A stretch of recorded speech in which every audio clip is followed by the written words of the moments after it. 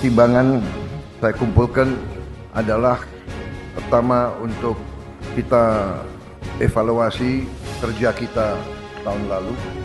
Selanjutnya kita memahami kondisi bangsa kita di tengah dinamika dan gejolak dunia.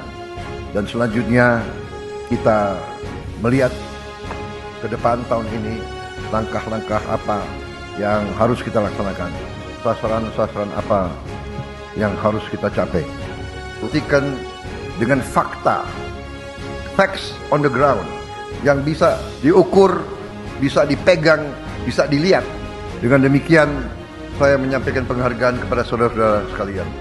Tidak mungkin saya sebagai presiden bisa melaporkan hal ini kepada bangsa tanpa kerja keras saudara-saudara semuanya.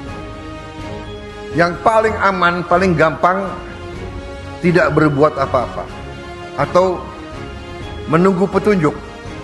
Tetapi pemimpin sejati, pemimpin sebenarnya adalah mereka yang memahami strategi besar, memahami tujuan, memahami direktif pemimpin, sehingga yang dipahami adalah arah besar, adalah petunjuk umum, bukan tiap keputusan harus menunggu petunjuk atasan. Jadi saudara-saudara, apa yang kita telah capai menurut saya sangat membanggakan.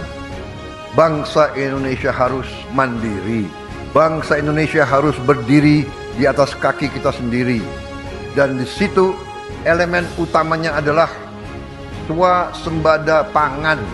Tidak ada bangsa yang merdeka bila mana bangsa itu tidak bisa menjamin makan untuk rakyatnya. Swasembada pangan artinya adalah karbohidrat dan protein. Kita harus swasembada protein, dan juga selain swasembada pangan, dasar selanjutnya adalah swasembada energi. Kalau kita tergantung dengan bangsa lain untuk energi kita, tidak mungkin kita makmur, tidak mungkin kita lepas dari kemiskinan. Alhamdulillah, target yang saya berikan kepada tim pangan kita, saya berikan target waktu awal pemerintahan yang saya pimpin adalah 4 tahun untuk swasembada pangan. Alhamdulillah, Desember 31 tahun 2025, waktu 24.00 bisa kita dengan resmi mengatakan di tahun 2025 Republik Indonesia swasembada beras. Saya juga cukup merasa besar hati, bangga bahwa hari ini cadangan beras kita di gudang-gudang pemerintah Indonesia adalah yang tertinggi selama sejarah berdirinya Republik Indonesia.